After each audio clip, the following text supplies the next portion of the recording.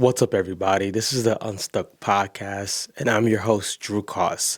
Have you ever heard someone explain what they do and you still not know what they do? Or are you a coach who is trying to explain what you do and you don't know how to even explain it? If that's you, I want you to come in and I want you to take a seat. We're going to help you out today. One of the main goals of content creation, and how I work with people is to make it simple. And when I say simple, I don't mean simple as in the whole process. It has to be easy, but simple as in you want the person on the other side to clearly understand what you do. Clarity is key. And the words of Donald Miller, confused customers don't buy. And I like to say confusion runs the money away. You want to understand, how do I make what I do so simple that a fifth grader could understand?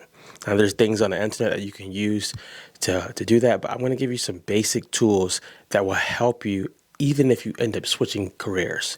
If you end up switching niches, this will help you. When I want to clarify my message, I want to do this first thing.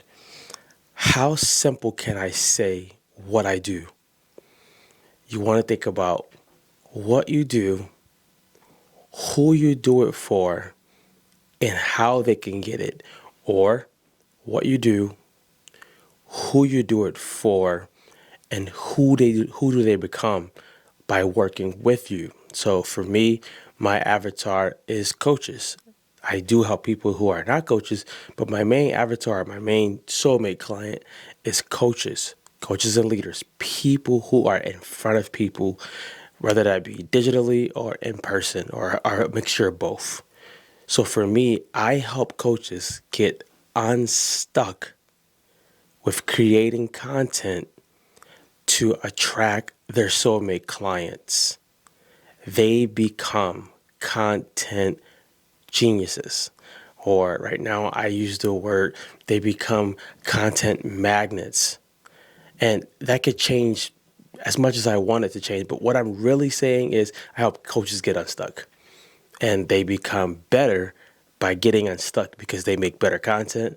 They end up making more sales. They end up making better connections. And they're more clear when they actually speak to their audiences. So I want to, number one, simplify the message. Simplify the message. As a coach, I do understand that you're maybe doing more than one thing. But for the messaging part, you want to keep it simple and just make it deep.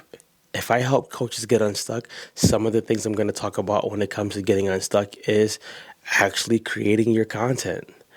The second thing I'm going to always talk about is how you create the content.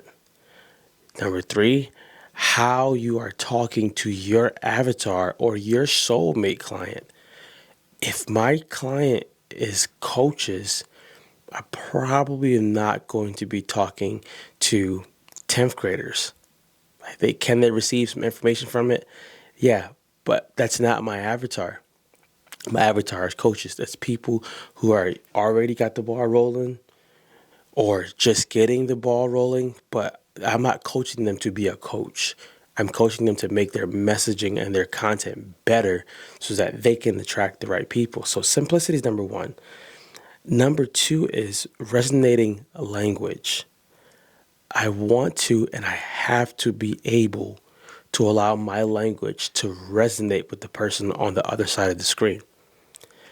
If I'm coaching coaches, leaders, people who are in front of people, I need to find out their language and I need to speak their language in my content. In my messaging, I should use words that they can identify with. I should use maybe phrases that they can identify with. I should use what we call pain points. What are the things that they're struggling with? What are the things that they feel that nobody else is grasping? What are some things inside of their head?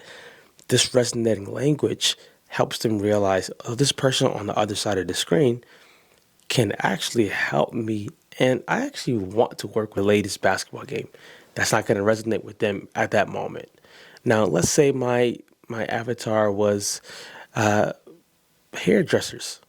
If I was trying to target hairdressers, I want to talk about all the time that they spend on their feet, their shoulders hurting, cancellations. And I want them to understand, you know, you need content, but you don't have the time to go home, sit in front of a computer, take your phone out. So let us help you with that. Let us do the hard work. You can go back and do what you do best, which is hair. I need to resonate with them. This gets skipped because what we usually think is the people who we follow on social media, we fall in love with their content style. And we don't realize that we try to adopt their style, and then we try to also adopt their language, which doesn't resonate with our audience. So one of the styles that's popular is a lot of like jump cuts. When the screen jumps, you go to the next slide. Or one of the popular slides is shooting from the side, which is cool. Popular style right now is shooting from behind, so people see like your chair and they see your computer screen. Those are popular styles, which I think they're cool. However, if you adopt the style of how it's being done, make sure that your language is resonating with your client, your avatar. Now, I can hear the question already. Drew, how do I know if my language is resonating with the people? They start talking back to you. They like it more. You hit a nerve more and they engage. If I just start telling coaches, you don't want to add another thing to your plate, but you do want to add more income, they can start to understand. So think about resonating language. The third one, which is probably my favorite, is different ways of sharing the message. So you simplified it. You're going to be thinking about your resonating language. Now you want to think about, what are different ways that I can share this message? This is where style comes in at. Now, I'm going to always say, go the route of thinking about video first, even if you're a writer. Why? I strongly believe people buy from people who they like and they trust. If they can see you on camera, if they can hear your voice, if they can look at your eyes repeatedly, consistently, it's a little bit easier to trust than a polished graphic. Am I saying that you can't use graphics? No, I'm not saying that. I'm saying I would personally, and I teach my people, to put the video first. Now, why do I want to put the video first? To resonate with the people, to become relevant with the people. Number three, you can use that video in so many ways. You can put it on YouTube. You can put it on Instagram, Facebook, TikTok. You can put it into a podcast. You can put it into an email, which is really, really cool because people will click on a 2-minute video and not even read 30 seconds. That's just the way it is, right? It sounds like Tupac. That's just the way it is. You can do so much with the video, and you could also you can transcribe the video to get the words out of it, to make carousels, to make posts. So there's so much you can get out of it. But the different ways you share it is, you can share it through humor. You can share it being serious. You can share it by asking questions and raising awareness. You can share it by simply, hey, I don't know who needs to hear this, but you can create curiosity. There's so many ways you can share it. But you want to think the different ways to share it. I don't necessarily need to change the message. I can have the same message and I can share it different ways, which allows the person to know you for the person, that the problem that they have. So we want to take away this. Making better content usually starts with clarifying your message. If you can clarify your message, it's going to be a lot easier to attract the clients you want, for you to stay on track, and for people to actually refer you because they know what you do.